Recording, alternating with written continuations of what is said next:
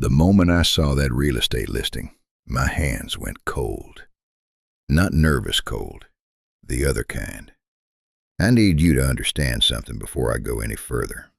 I'm not the kind of person who spooks easily. I've spent decades being the guy who stays calm when other people lose it, the one who looks at a situation and finds the practical angle, the one who drives home alone after doing something that would put most people in therapy, and then sleeps 6 hours and gets up and makes coffee. That's who I am. That's who I've been for a long time. So when I tell you that a real estate listing on a laptop screen at 2 in the morning made my hands go cold, I need you to take that seriously, because I do. The listing was for a property in a small town, roughly 1,900 people. The kind of place where you know the name of the person who delivers your mail, and the diner has been run by the same family for 3 generations. I know that type of town. I grew up in one. The listing had been sitting on the market for a few years before it sold, which is not unusual for rural properties. What was unusual was the sale price, slightly above local market value, and the buyer, a Delaware trust entity with a name that told you nothing about who was behind it. I would have kept scrolling if it hadn't been for the photographs. Every ground floor window on the property had been fitted with heavy exterior shutters, new ones, added recently, the kind with interior bolts, not decorative, not storm shutters, the kind you install when you want to control precisely and completely whether any light gets in or out. I know exactly what that means.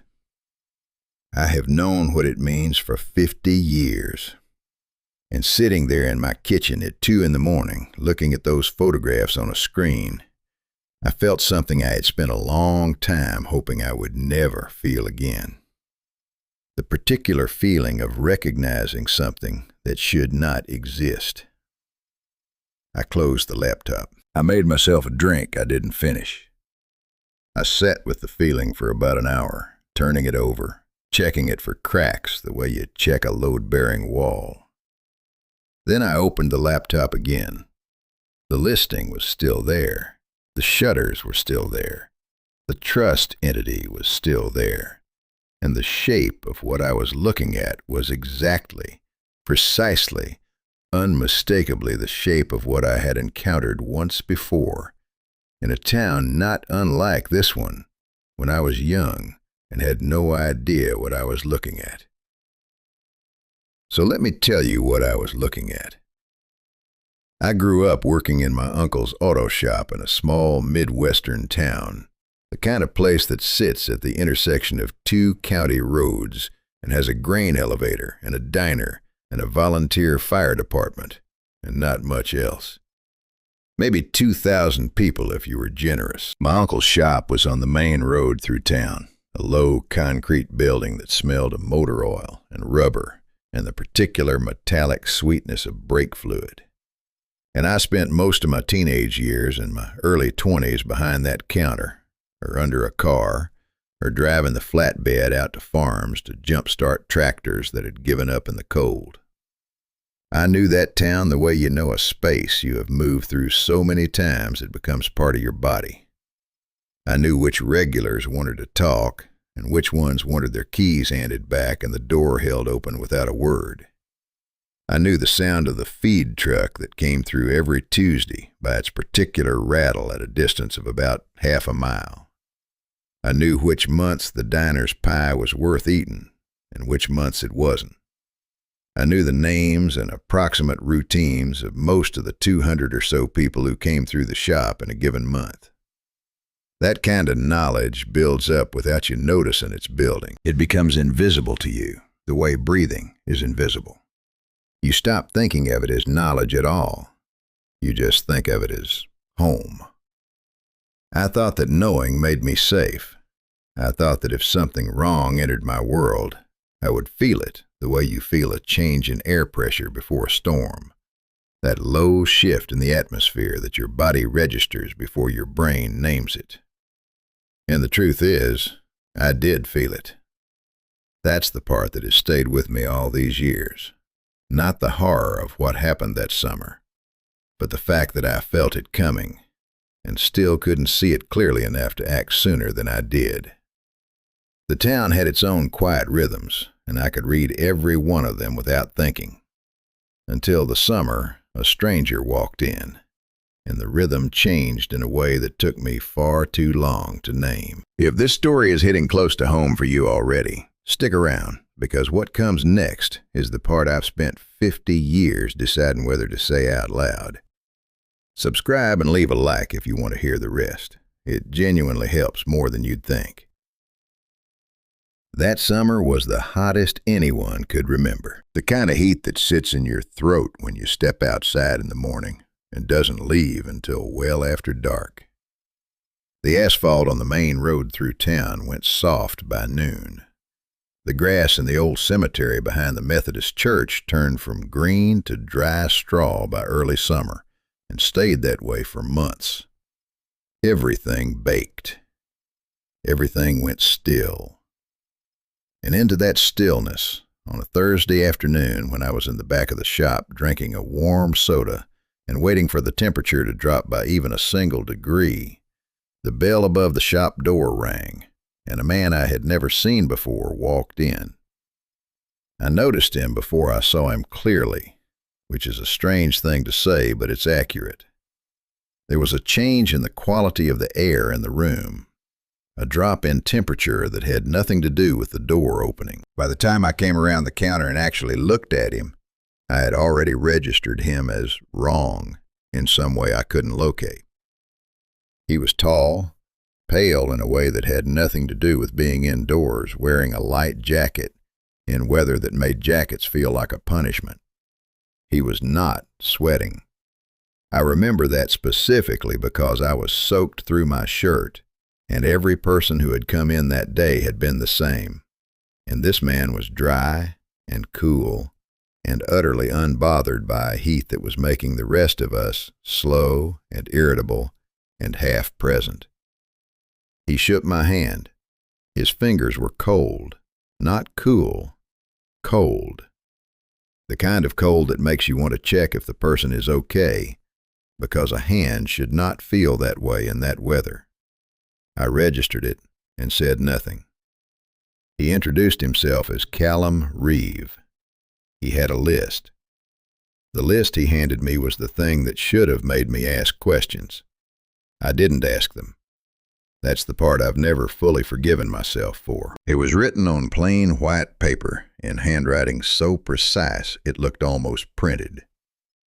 No smudges, no crossed out words, nothing adjusted or reconsidered. Like he had written it once, the first time, and gotten it exactly right. Heavy gauge deadbolts, 4 of them, all the same specification. Industrial weather stripping, enough for every exterior door in a large house. Blackout vinyl sheeting, the kind used in commercial photography studios to kill light completely. 12 feet of chain, a specific length diameter he had written down to the millimeter. And a padlock. One padlock, with a particular shackle thickness he circled twice. I remember looking at that list and doing what you do when something doesn't quite fit. You find the explanation that requires the least amount of rethinking. I told myself he was a private person. I told myself some people just like their houses dark. I told myself the chain and the padlock were probably for a gate or a storage unit or any of a dozen ordinary things people secure with chains and padlocks every day. I pulled the order together, I quoted him a price, and I loaded everything into the back of his vehicle while he stood and watched with his hands in his jacket pockets and that same dry, cool stillness he'd walked in with. He was taking the old Mercer property, he told me, out on the far road past the grain elevator, set back behind a stand of old oaks that had gotten dense and dark from years of no one cutting them back. I knew the property.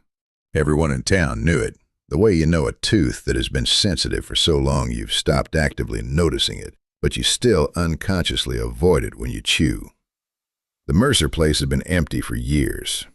There had been a probate situation, someone said, or a dispute between distant relatives. The explanations shifted depending on who you asked, and none of them were fully satisfying, which is usually a sign that the real explanation is one nobody wants to say out loud. Reeve paid in cash, exact change, which meant he had counted it out before he walked in. He thanked me in that careful, unhurried way of his and drove away, and I stood in the shop doorway watching the dust settle behind his vehicle on the main road and felt that same low wrongness I had felt when he walked in.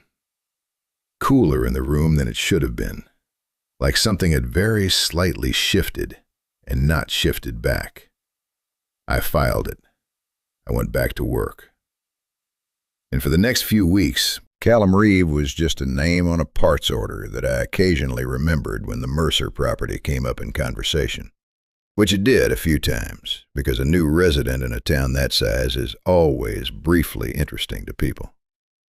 The things people said about him were uniformly good, which in retrospect is its own kind of warning sign, but which at the time I took at face value, because that's what you do when you haven't learned yet what to look for.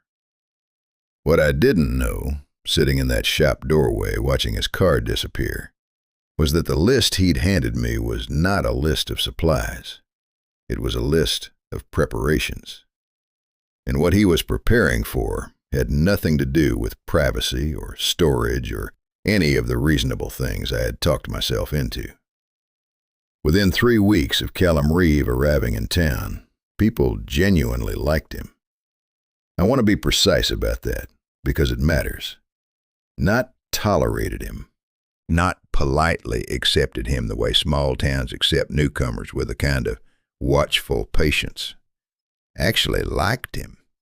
He attended the community board meeting in his second week, sat in the back, said almost nothing, and at the end asked one quiet and very intelligent question about a road maintenance issue that had been frustrating people for 2 years. He didn't offer a solution. He just asked the question in a way that made it clear he had actually listened to the whole discussion. People noticed. The week after that, he made a donation to the volunteer fire department. Not a large one, not the kind that draws attention or implies an agenda, just the right size to be genuinely useful and small enough not to make anyone uncomfortable. The fire chief mentioned it at the diner counter one morning, and 3 people nodded and said something positive about Reeve before the coffee had been poured. He had a way of talking to people that I can only describe as calibrated. He asked questions more than he made statements. He remembered things people told him, specific details, and brought them back in later conversations in a way that made people feel seen without feeling studied. He was interested in everyone, or appeared to be, and the appearance was convincing enough that the distinction stopped mattering pretty quickly. I watched this happen from the edge of it because my shop was on the main road and people talked. I watched the town's initial mild curiosity about the newcomer become something warmer and more settled. And I noticed, because this is the thing I do that I have never been able to stop doing, that the people Reeve spent the most time with fell into a specific pattern. The woman who ran the post office, who had lived in town her whole life and knew everyone's business, and was therefore a central node in the social network. The retired teacher who sat on 2 community committees and whose opinion carried weight with a particular generation of residents. The pastor of the church Reeve had started attending, quietly, without making it a point. He was not building friendships, he was building access. Every relationship he cultivated connected him more deeply into the tissue of the community, and he was doing it with a patience and a precision that I would not understand until much later, when I finally had a framework for what I was looking at. At the time, I just felt it as a vague unease I could not justify, the kind that makes you feel slightly paranoid for having it, so you keep it to yourself and wait to see if it goes away. It did not go away. The first person I noticed changing was Margaret, the woman who ran the post office, and the change was so gradual that I almost missed it entirely. Margaret had been a fixture in that town for as long as I could remember. She was the kind of person who made a place feel anchored, sharp-tongued in a warm way. Always moving, always with something to say about something. She had an opinion on everything, and she delivered those opinions with the cheerful certainty of someone who had never seriously doubted her own judgment, which, in her case, was usually pretty good. She was the first person Reeve had spent real time with. I remembered that. She had been the one to tell him where things were, which roads to take, which mechanic to trust, which church had the better coffee after the service. By the 6th week after Reeve arrived, Margaret was coming into the diner looking like she had not slept since the last time I had seen her. Not dramatically, not in a way that would make you stop and say something, just slightly more hollow each time, a little slower in the way she moved. Her sentences occasionally lost their thread near the end, trailing off into something she would wave away with her hand like she was shooing a fly. People around her noticed in the way you notice something you cannot immediately explain, which is to say they noted it and found a reason for it and moved on. She was working too hard. The summer heat was getting to her. She had mentioned trouble sleeping, probably the weather. I heard these explanations and I did not find them satisfying, but I also did not yet have anything to put in their place, so I held my concern in the same way you hold a feeling you cannot act on, tightly and at a slight distance from everything else. Then I started noticing it in others. The retired teacher who sat on the community committees began missing meetings, which he had never done in 20 years. He showed up at the diner one morning and sat at the counter for 40 minutes, nursing a single cup of coffee without speaking to anyone, which was so unlike him that 2 people asked me afterward if I knew whether he was all right. I said I wasn't sure. The pastor's wife mentioned to someone that her husband had been coming home from his evening visits exhausted in a way that a full night of sleep was not fixing. She said it with a small laugh that was trying to be lighter than it was. She said it was probably the time of year. It was not the time of year. The thing about a pattern is that it does not announce itself. It accumulates. Each individual data point is explainable on its own. It is only when you hold them all at the same time that the shape becomes visible, and by then, a significant amount of damage has already been done. I was holding them all at the same time. I had been holding them for weeks, and the shape I was looking at had Callum Reeve at its center, connected by invisible lines to every person who was quietly, steadily, inexplicably diminishing around him. I want to be clear that I had no framework for this yet. I had no explanation that I would have said out loud to another person. What I had was the particular discomfort of a man who knows something is wrong and cannot yet say what it is, which is its own specific kind of weight to carry around. I carried it into the 6th week of Reeve being in town, and that was the week I had a legitimate reason to drive out to the Mercer property and saw what I saw, and the weight became something else entirely. I had a parts order to deliver. That was the whole reason. A set of replacement seals for an old engine. Nothing special, nothing that required me specifically. I could have sent anyone. But I went myself, and I have spent a lot of years thinking about whether that was instinct or coincidence, and I have never fully settled the question. The Mercer property looked different in daylight than it did in the way I had always half imagined it from a distance. The oaks were even denser up close, the kind of old growth that blocks out chunks of sky and makes the light underneath greenish and strange, even in full summer. The driveway was rutted and long, and by the time the main house came into view, I had already registered two things. The windows were completely covered, every one of them, not just with the blackout vinyl I had sold him, but with additional timber battens fixed across the frames from outside, like someone had wanted to be absolutely certain. And the air around the property had a quality I cannot fully describe to you.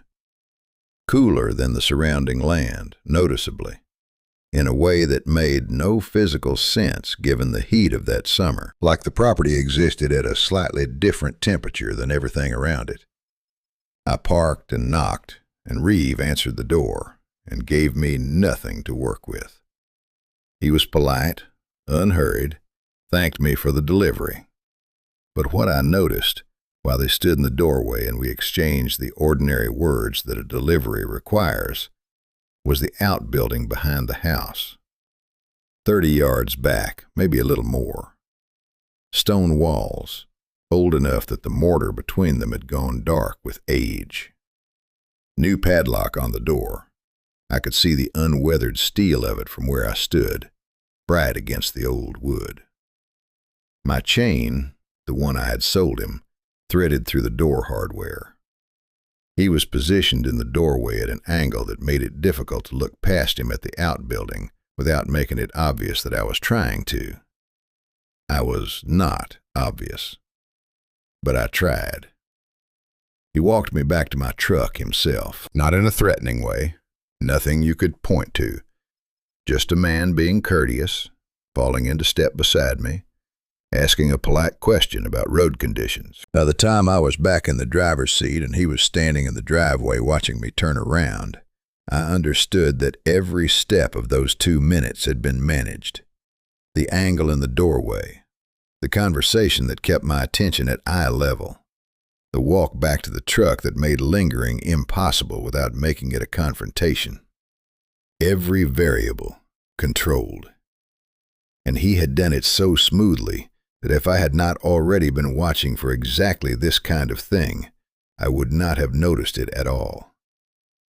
I drove back to the main road and pulled over and sat for a minute. My hands were fine on the wheel. My breathing was fine. But something in me had shifted position. The way furniture shifts in a dream, just slightly wrong, just enough to know the room is not the room you went to sleep in. I drove back to the shop. I filled the next order. I did not tell anyone what I had seen. And that night, lying in the dark of my own house with the ceiling fan turning slowly above me, and the heat still sitting in the walls, I thought about that padlock. New steel, bright and deliberate against the old, dark wood. And the chain I had sold him, threaded through, holding something closed that I was increasingly certain I needed to see inside. My nephew Danny moved in with me that summer because he had nowhere better to be, and within 2 months I watched something drain out of him that has never fully come back. He was 22, just finished his second year of college, taking time off to figure out what he actually wanted from his life. Good kid, genuinely good. The kind of person who remembers what you told him 3 conversations ago and asks about it later. He had his mother's restlessness and his father's stubbornness, and a curiosity about people that made him easy to like and occasionally exhausting to be around. He stayed in my spare room and helped out at the shop some mornings and spent his evenings reading or driving around the county roads with the windows down, the way young people do when they have too much energy and not enough direction. He met Callum Reeve at the community board meeting I had not attended, the one where Reeve asked his careful question about the road maintenance issue. Danny came home that evening and mentioned him, the way you mention someone who has made an impression. Just the name and a sentence or two. Interesting guy. Really listens when you talk. Knows a lot about a lot of things. I registered the name and said something neutral and went back to what I was doing. I did not yet understand what that sentence meant in the context of everything else I had been quietly accumulating. Over the following weeks, Danny started spending evenings at the Mercer property. Not every evening, not at first. Once a week, then twice. He would come home late and go straight to bed without much conversation, which was unlike him because Danny had always been the kind of person who came home wanting to talk about his day. I told myself he was tired. I told myself he was an adult and adults kept their own schedules. I told myself that finding an interesting older person to talk to was not alarming. It was normal. It was the kind of connection young people sometimes made when they were figuring out who they were. I told myself a lot of things that summer. I got good at it. The physical changes came slowly enough that I kept finding reasons to discount them. He lost weight, but it was summer, and the heat killed appetites. He was pale, but he had never tanned easily. He was quiet at breakfast, but he was staying out late and sleeping poorly.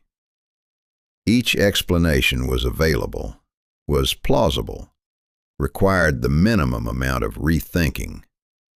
That is exactly how this kind of damage works. It is calibrated to stay inside the range of the explainable. If it moved faster, it would be visible.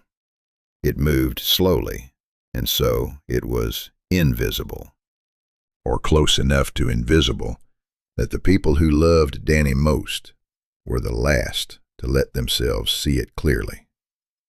I was not the last. I was the one who had been watching Reeve for weeks and holding the pattern of everyone around him, and I let myself see it clearly on a Tuesday morning when Danny came downstairs, poured himself coffee, and stood at the kitchen counter drinking it with his back to me. And I noticed the way his shoulder blades moved under his shirt. He had lost enough weight that they were visible through the fabric in a way they had not been in June. I sat at the kitchen table and looked at my nephew's back and felt something settle into place in my chest that was cold and heavy and final. I had run out of explanations. I had used all of them up. What was left, when all the comfortable stories were gone, was the thing I had been refusing to look at directly for weeks. That afternoon I started looking properly. Not at Reeve, not yet directly, at the history of the property he was living on. I want to explain what I mean by looking properly, because it is not the kind of looking most people do. It is slow and indirect, and it requires patience that feels unreasonable when someone you care about is visibly getting worse by the week. You do not search for the thing itself. You search for the shape the thing leaves behind. The way you find a leak, not by looking at the water source, but by following the water stain on the wall to where it ends. I started with county records, property transfers, ownership history, anything publicly available for the Mercer land, going back as far as the records went. What I found did not alarm me immediately, because individually, none of it was alarming. The property had changed hands several times over the decades. There had been 2 previous periods where the land had sat empty for extended stretches before selling again. That was not unusual for rural property. What was unusual was the pattern around those periods of emptiness. In the years immediately preceding each vacancy, there were small clusters of health board reports, filed dutifully by local medical offices, noting patterns of fatigue and general physical decline in the surrounding community. Each cluster was attributed to a documented cause. One to a particularly bad seasonal illness, one to contaminated well water that was tested, found borderline, treated, and cleared. The documented causes were real enough, but the timing was too consistent and the geographic focus was too specific. and the duration was longer than the documented cause in each case would fully explain, if you were the kind of person who checked that kind of detail. I was the kind of person who checked that kind of detail. I checked it sitting at the county records office on 2 separate afternoons while the woman at the front desk refilled her coffee, and assumed I was researching a property dispute or looking into a title question. I gave her no reason to think otherwise, and what I assembled from those afternoon visits was not proof of anything. It was a shape. The same shape I had been feeling at the edges of my awareness since the day Callum Reeve walked into my shop with a list that should have made me ask questions I did not ask. The property had hosted this before. Whatever this was, it had happened at that specific location at least twice in the previous 60 years, and both times it had ended with the property sitting empty and the community returning slowly to normal. And neither time had anyone written down the actual reason. The actual reason had simply gone unrecorded, the way certain things go unrecorded because the people who know them understand instinctively that the record is not the right place for them. I drove home that evening past the road that led out to the Mercer property. The oaks were dark against the late sky, a solid mass of shadow that absorbed the last of the light and gave nothing back. I did not turn down the road. I kept driving. But I knew, with the particular certainty that comes from having followed a trail long enough to see where it leads, that I was going to have to go back out there. And I knew that when I did, I was not going to be making a delivery.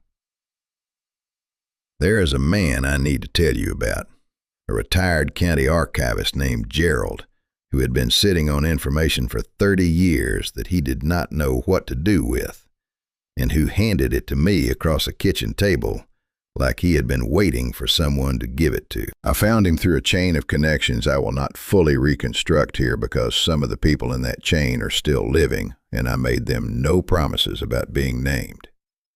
What I will tell you is that it started with a health board report I had flagged during my records research, a report from several decades earlier that referenced an internal memo, and that memo referenced a consultation with a county official whose name appeared in a footnote.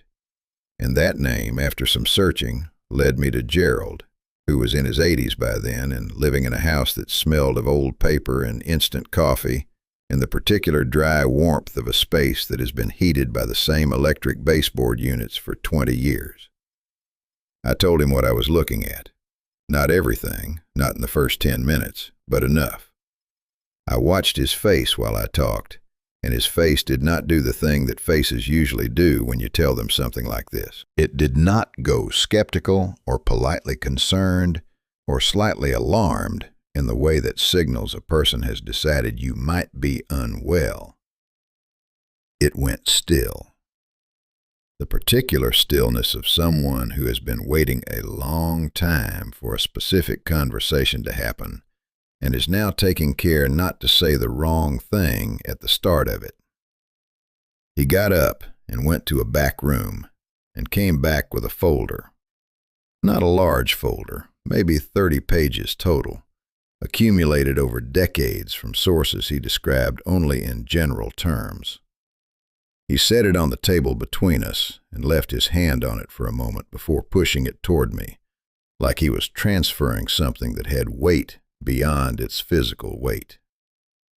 The word was in the folder, an old word, from a document he had found in the County Historical Archive, written in the margin of a land assessment from many decades prior, in handwriting different from the main text, added later, by someone who had known what they were looking at and had no better place to put the information.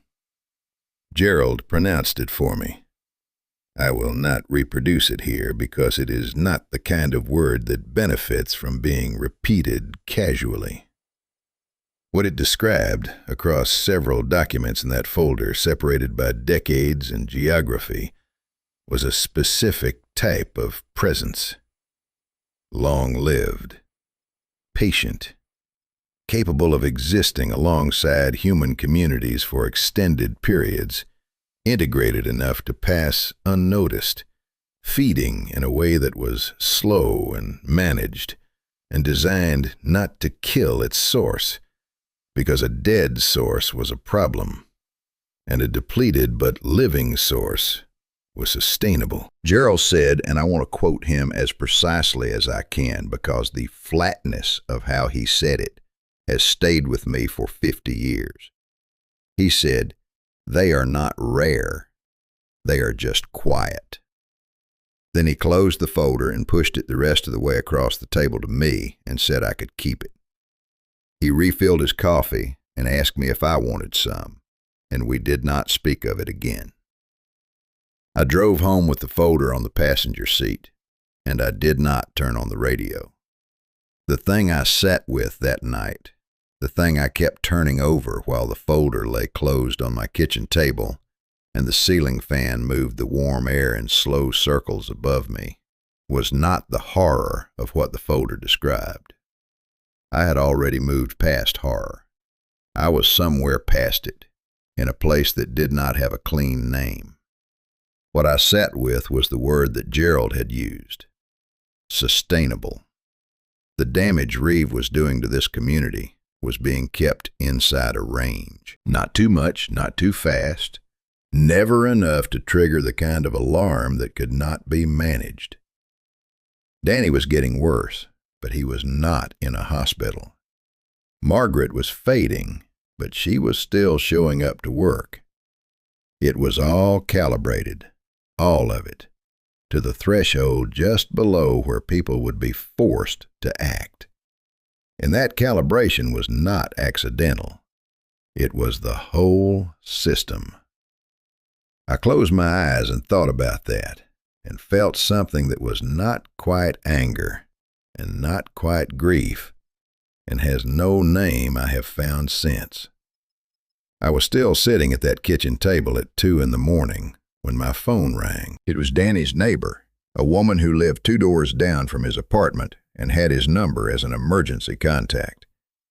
She said Danny had not answered his door for a day and a half, and she could hear the television going inside, and she was worried, and she did not want to call anyone official yet in case she was wrong, and she was calling me because she did not know who else to call.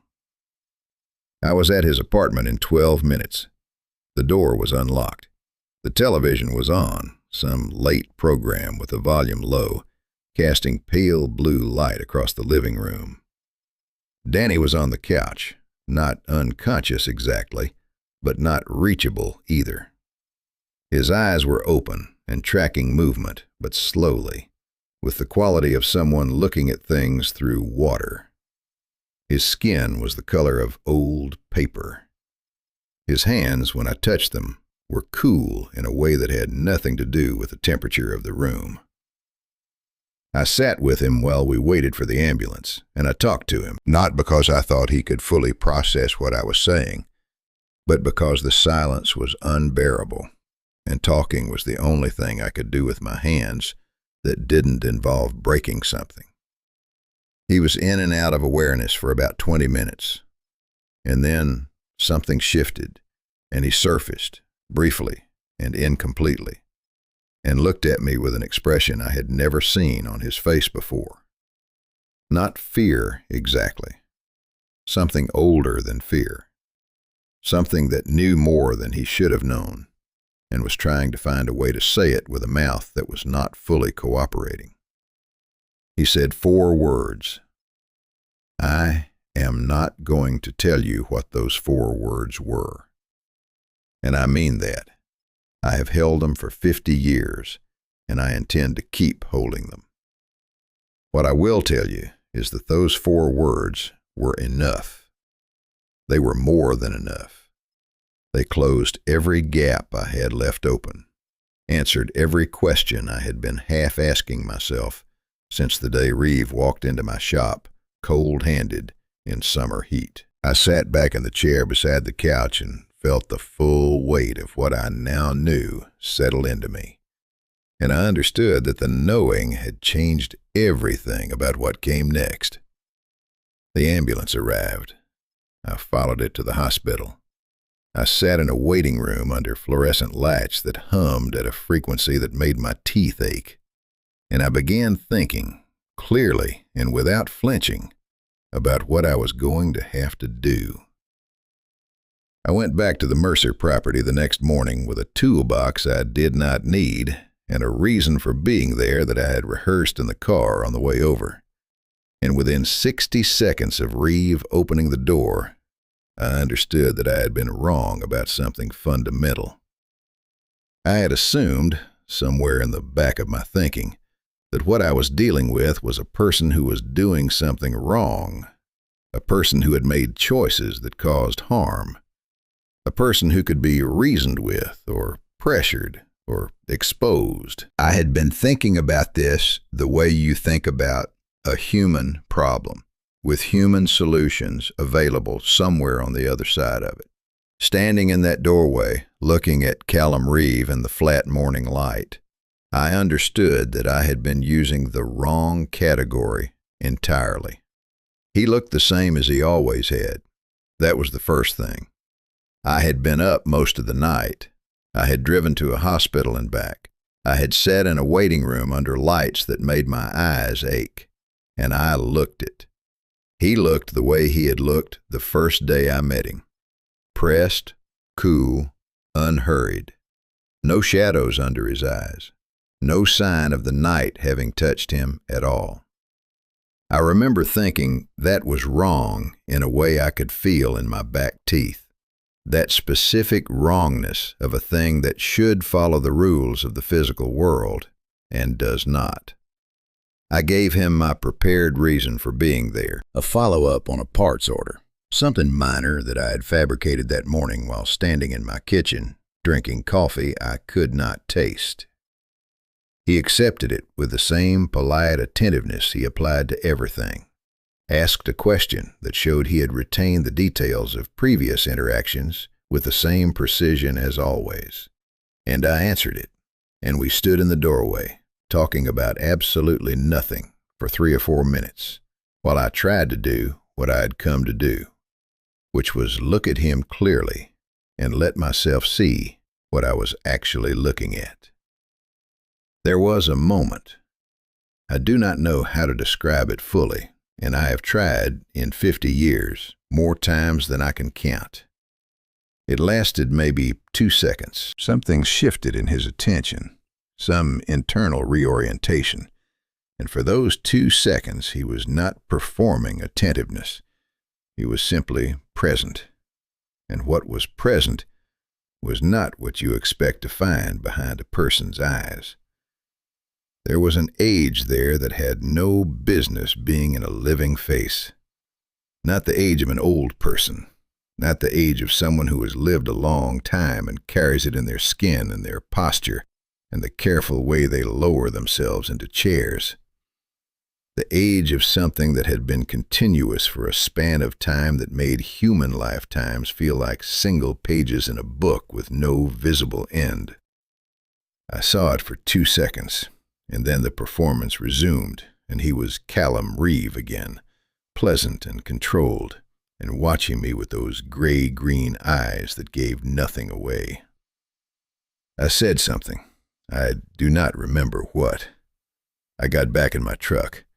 I drove to the end of the road, and I sat there, and I did something I had not done since I was a child. My hands were fine. My breathing was fine. Everything on the surface was fine, but something deeper had just been rearranged, and I needed a minute to locate all the pieces in their new positions before I could drive. He knew I had seen it. I was certain of that. The resumption of the performance had been too quick, too smooth, too deliberate to be unconscious. He had let me see it, just enough, and then covered it. And the question of why he had done that, rather than covering it faster, sat in my chest like a stone for the entire drive home. Either he was not concerned about what I would do with what I had seen, or he had reasons to prefer that I understood and remained in place. I did not find either explanation comfortable. Danny was released from the hospital 2 days later. No diagnosis, some blood work that showed low levels of things that should not have been low, a referral to a specialist in a larger city that he never followed up on. He came home to my house because he was not yet steady enough to be alone, and because I wanted him where I could see him. He slept 14 hours the first day. I sat in the kitchen with Gerald's folder open on the table and read it again, slowly, all the way through. And then I closed it and put it in the drawer under the counter and made dinner and did not think about the folder again that night. Instead, I thought about the options. I lined them up in my mind with the same deliberate inventory I used when diagnosing a problem at the shop, laying the components out in order, checking each one for function, eliminating what didn't work. I could go to the sheriff. I ran that option to its conclusion in about 90 seconds. I could go to the local doctor. Same result, shorter. I could contact someone official, some agency or institution with the standing and the resources to act. I ran every version of that option, and they all ended in the same place, which was me becoming the wrong kind of story. The kind that gets filed under disturbed individual and closes out without anyone looking at the actual problem. I could leave, take Danny and go somewhere else, and let the town handle whatever was happening to it without me, because technically it was not my responsibility, and technically I had no more standing in this than anyone else. I gave that option a full and honest examination because I wanted to be fair to myself. Then I set it down. People I knew were being slowly drained of themselves, and I had information that no one else had, and walking away from that was not a neutral choice. It was a choice with consequences that would be paid by people who had not been consulted about it. That left one option. It was not a good option in most of the ways you might evaluate an option. It was dangerous, and it was illegal in at least 2 ways I could identify immediately. And it was the kind of thing that, if it went wrong, would be very difficult to explain to anyone who had not been inside Gerald's folder. But it was the only option that had a realistic path to actually stopping what was happening. I sat with that for a long time. Then I went to bed. I slept 4 hours, which surprised me. I got up before it was light, made coffee, and started getting ready. What I found inside that stone outbuilding is something I have described to exactly nobody in 50 years. And I am going to describe it now only partially, because some of it belongs to the category of things that change a person permanently, just by being known. And I have no interest in doing that to you. I got there before first light. The oaks were black against a sky that had just started going from dark blue to dark gray at the eastern edge. That particular pre-dawn color that has no warmth in it at all. The air on the property was the same as it always was, cooler than it had any right to be, with that mineral quality underneath, like cold water running over stone somewhere beneath the ground. The dew on the grass was heavy, and my boots were soaked through by the time I reached the outbuilding. I had the padlock handled. I will not go into the details of how. What I will tell you is that I had thought carefully about every step of the entry, and I had been careful about each one in sequence, and I was inside in under 3 minutes, and then I pulled the door shut behind me and stood in the dark with a small flashlight and looked at what was in there. The smell hit me first. Not rot, not decay, nothing biological in the way that would signal something simply dead or dying. Something older than that and harder to name.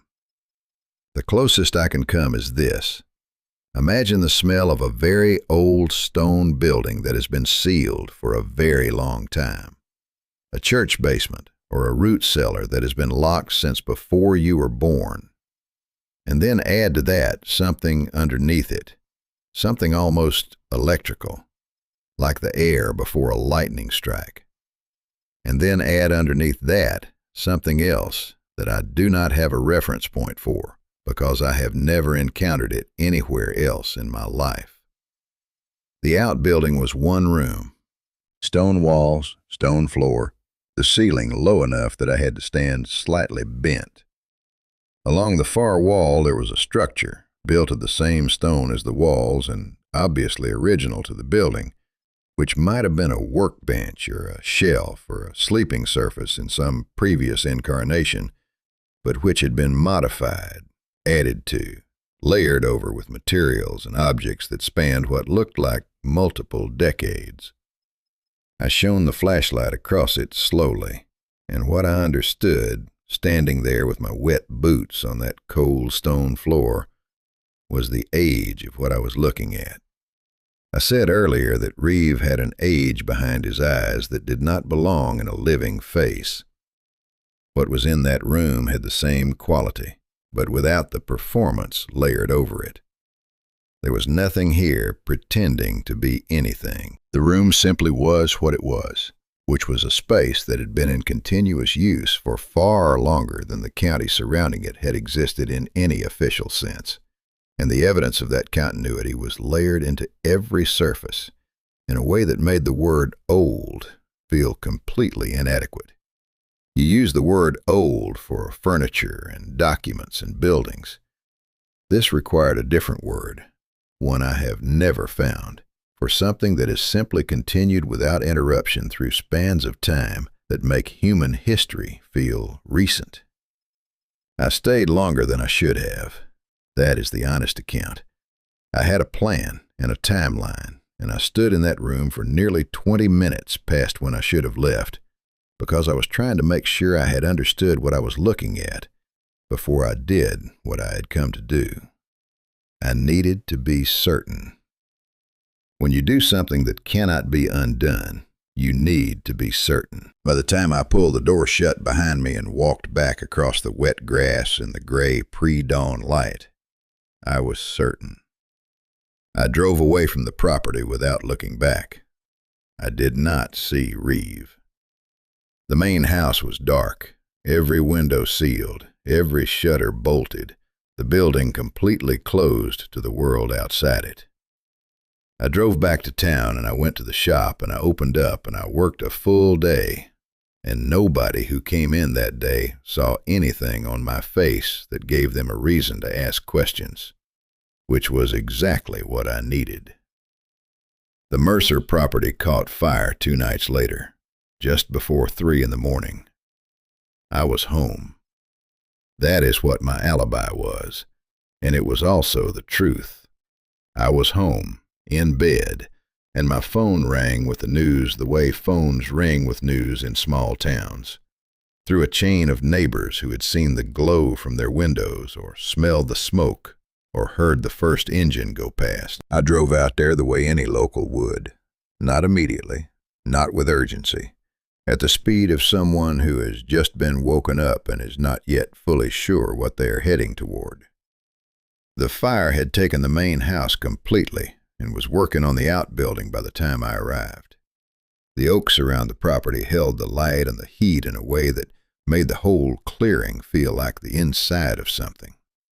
The volunteer fire department was there, doing what they could, which was mostly ensuring it did not spread to the surrounding land. The stone walls of the outbuilding were still standing, but everything inside them was gone.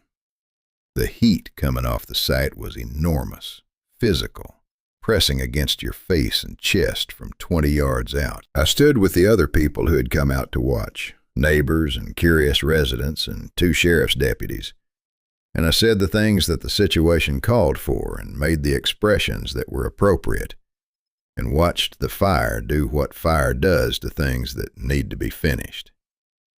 The fire marshal arrived an hour later. I spoke to him briefly. He was already leaning toward the electrical system in the main house as the probable origin. Old wiring in an old property, the kind of rural structure that accumulated decades of deferred maintenance. It was a reasonable conclusion. It was the conclusion I had expected him to reach. Callum Reeve was not there. Nobody at the scene mentioned this for almost 20 minutes, and when someone finally said it out loud, the response from the people around me was a kind of confused concern, the ordinary human response to a person being absent from a crisis at their own home. The sheriff's deputy wrote something down. A search was conducted over the following days. Reeve was not found. He was not reported missing by anyone in town with particular alarm, which was the detail I noticed, and which told me something about the nature of what the community had been feeling toward him, because when the source of a feeling like that is removed, the feeling goes with it, cleanly, and people are left slightly bewildered by how much they had seemed to care about someone who now feels, in memory, slightly unreal. The investigation lasted 11 days and closed with the electrical determination. I was not named in it. I said nothing that was untrue. I drove home from the site that first night with the windows down, despite the chill, letting the cold air move through the car, and I felt something that was not relief, and was not guilt, and was not peace, and was not its opposite. Something that sat in my chest in its own specific shape, and which I have carried there ever since, unchanged, for 50 years. Danny never asked me what happened to the Mercer property. That is the detail that has stayed with me longest across all the years since. Not that he recovered, not that he moved on and built a life. The fact that he never asked. He was still staying at my house when the fire happened. He heard about it the same way everyone did, through the chain of neighbors and phone calls that moves through a small town faster than any official communication.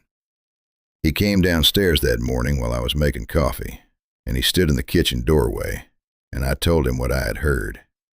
The same version I was giving everyone. The fire, the probable cause, Reeve not found. He listened without interrupting. When I finished, he nodded once, slowly, and said something about whether I wanted him to cover the shop that morning so I could go out there and look. That was it. That was the whole conversation. I watched his face while he said it, and what I saw was not someone performing normalcy over a deeper reaction. It was someone who had made a decision, somewhere in the part of himself that processes things below the surface, to put the whole chapter behind a door and not open that door again. He had done it cleanly and completely, and I think he had done it in the hospital, or maybe before that, somewhere in the weeks when he was sleeping 14 hours and not fully present. Some part of him had understood what was happening and had chosen, as a survival mechanism, to stop understanding it. I respected that completely. I have thought about it many times over the years, as a model for something I was never quite able to do myself. His recovery was slow and uneven. There were weeks in the fall where he seemed almost himself again, and then would have 2 or 3 days where he was back to that distant, slightly underwater quality. The specialist he saw in a city found nothing definitive and recommended rest and some supplements, and a follow-up in 6 months that Danny attended once and then didn't. By the following spring, he was well enough to travel. By summer, he had moved out of my spare room and into his own place in a different city, and was starting to piece together a life that looked recognizable from the outside. He built that life. I want to say that clearly. He met someone good, married her, had 2 kids who are now fully grown and apparently fine in all the ways that matter. He works, he functions. He seems in most respects like a person who has come through something and arrived on the other side of it intact. The things he lost in that summer are subtle enough that you would not notice them unless you had known him before, and most of the people in his current life did not know him before. I knew him before. I noticed. But I also noticed that he was okay, that his kids were healthy, that the life he built had real things in it. And I have held that alongside the other things I carry without letting either crowd the other out. The town reassembled itself the way it always does, the way communities do after something passes through that they do not have a name for. Margaret came back to herself over the fall, gradually, the way a plant comes back from the edge of something when you finally figure out what it was missing. I watched her one morning through the diner window, sitting at the counter with her coffee and a neighbor, talking in that sharp and certain way she always had, and I felt something loosen slightly in my chest that I had not known was tight. The retired teacher started showing up to his committee meetings again. The pastor seemed less exhausted. The town returned to its ordinary rhythms, the way water levels return to normal after a drought, slowly, without drama, without anyone marking the moment it became okay again. The Mercer land sat empty. The stone foundation of the outbuilding was still there at the back of the cleared property, blackened at the edges, going slowly back to the earth. The property eventually sold, years later, to a young couple who knew nothing of any of it and who built a different kind of life there. I heard they planted a garden along the south side of where the main house had stood. I never drove out to see it. I had no reason to. In some places, you leave alone once you have finished with them. What I developed instead, over the years that followed, was a practice that I have never fully described to anyone until now. It started small, a habit of noticing, born out of what I had learned that summer, applied to information that was publicly available if you knew what you were looking for. Health board reports from rural counties filed in the regional archive, local newspaper coverage of community health trends in isolated towns, property transfer records from areas where the previous owner had been an individual rather than a company, held for unusual lengths of time, sold at slightly above market value to an entity that told you nothing about who was behind it. I was not searching actively for any of it. I was simply a person who had learned a specific shape, and once you know a shape well enough, you see it when it appears, the way you notice your own name in a conversation happening across a loud room. I found things, not frequently, not reliably, but often enough across decades to know that what I had encountered in my town was not singular. There was a mining community a long distance away that had a period, sometime in the middle decades after that summer, where the pattern of community health reports had a specific clustering I recognized. The local coverage attributed it to something environmental, which was a reasonable thing to attribute it to given the industry. But the timing and the geography and the eventual resolution, a property sale, a new resident who disappeared quietly from local records without being reported missing, a gradual community recovery, had a shape I had seen before. There was a farming region in a different part of the country where I found references across 3 different sources that would not have known about each other, to a newcomer who had made an unusually strong impression and then was simply gone from the record 1 year. No obituary, no forwarding address, no local account of departure, as if he had been edited out. The community health data from that period showed the same pattern, resolved the same way, nobody on record connecting it. I was never able to determine whether someone had done what I did, in either of those cases or in the others I found over the years. Maybe someone had. Maybe the resolution had come from somewhere else, some other mechanism I did not have access to. Maybe in some cases it had not fully resolved, and the record simply stopped being available to me at the distance I was looking from. I held all of those possibilities without being able to close any of them, which is its own kind of weight to carry over decades. Not unbearable, just present. The way a scar is present, something you stop actively noticing, but which is always there when you think to look. And then, 3 months ago, the listing appeared on my screen. The listing had been live for over 2 years before it sold, and I only found it because I had set up a quiet system of alerts years ago, specific filters applied to rural property transfers in certain regions. The kind of thing that takes an afternoon to set up and then runs in the background of your life without demanding attention until it finds something worth your attention. This one found something. The town was small, around 1,900 people, the kind of place where the hardware store and the diner are on the same block, and the volunteer fire department holds a pancake breakfast twice a year to cover its operating costs.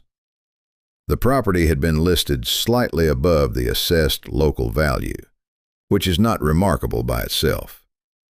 The buyer was a Delaware trust entity, a name that meant nothing and was designed to mean nothing.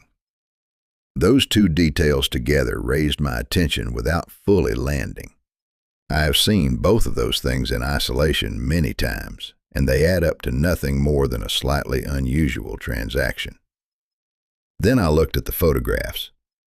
Every ground floor window had been fitted with heavy exterior shutters. Not original to the house, not decorative, not the kind that fold back against the siding and stay open. These were new, installed after purchase, the kind with interior slide bolts that can only be operated from inside. The contractor who installed them, if you looked at the local business directory and cross-referenced the timing of the sale with small construction permits filed in the county, had done the work within the first 3 weeks of the property changing hands. 3 weeks. The priority that indicates is not the priority of someone settling in. It is the priority of someone making a space ready for a specific purpose before anything else is addressed. I sat at my kitchen table for a long time after I found that detail. The table is the same one I sat at the night I read Gerald's folder for the first time, which I did not intend to be the case when I bought it, and which is simply one of those facts that accumulates over a long life without asking your permission. I sat there and I looked at the permit information and the listing photographs and the trust entity name, and I felt the shape of it settle into place with the particular clarity of something you have been trained to recognize by a very specific and very costly education. I have driven past the county twice, different routes, different times of day, separated by several weeks. Not through the town itself, not close to the property. The kind of looking that leaves no trace and gathers information from a distance. The same kind of looking I learned to do in the years after that summer when I started developing my practice. What I saw from that distance was consistent with everything else. A small community going about its ordinary life, which is exactly what you would expect to see from the outside at this stage. The pattern I have spent decades learning does not produce visible damage immediately. It produces it slowly, incrementally, calibrated to stay inside the range of the explainable. I am 69 years old. My knees are bad enough that I notice them on stairs and in cold weather and whenever I have been sitting in a car for more than an hour. I have no official standing in that county, or any county. I have no documented connection to that town, or that property, or any person in it. What I have is 50 years of accumulated knowledge about a specific thing that no institution recognizes and no record formally describes, and a very clear sense of what is going to happen to that community over the coming months if nothing interrupts it. I have been sitting with this for 3 months. I have been honest with myself about what the options are and what each of them costs. I have been honest about my age and my limitations and the very real possibility that what I am seeing is a man who has spent half a century learning to recognize a pattern and is now seeing that pattern in things that may not fully warrant it. I have given that possibility a fair hearing. I keep coming back to the shutters. 3 weeks, first priority, before furniture, before repairs, before anything else that a person settling into a new home would address. The shutters were first. I have not decided what I am going to do. That is the honest answer, and I am going to give you the honest answer because I have spent 50 years giving careful and incomplete accounts of this to protect people and protect myself. And the time for that is running out faster than it used to. What I know is this: I am not going to do nothing.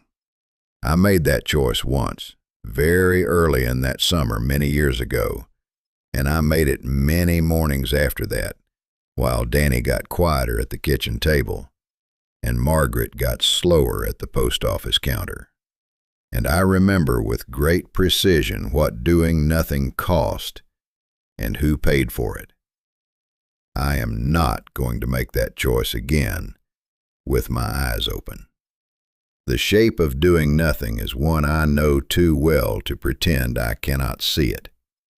So I'm telling you this instead, not because telling you will solve anything by itself, not because this community can be protected by a story told on the internet.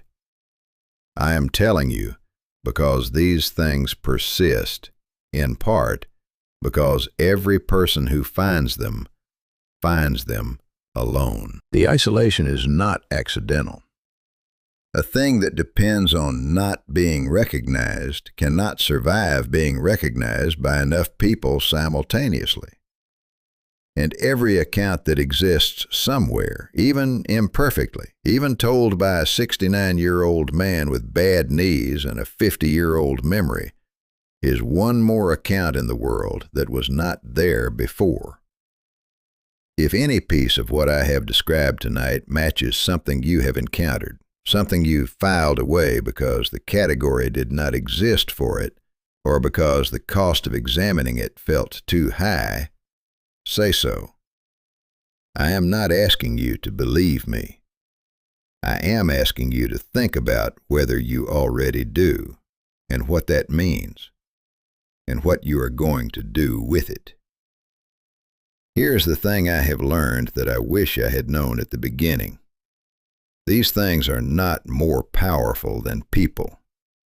They are simply more patient. They count on our tendency to find the comfortable explanation, to give the benefit of the doubt, to wait just a little longer before acting. That patience is the entire mechanism. Remove it, and what is left is something that has survived by being unseen, suddenly seen. I know from experience what happens when that occurs. I have the bad knees and the 50-year memory to prove it. There is a town out there right now with approximately 1,900 people in it. The shutters are up. The trust entity is in place.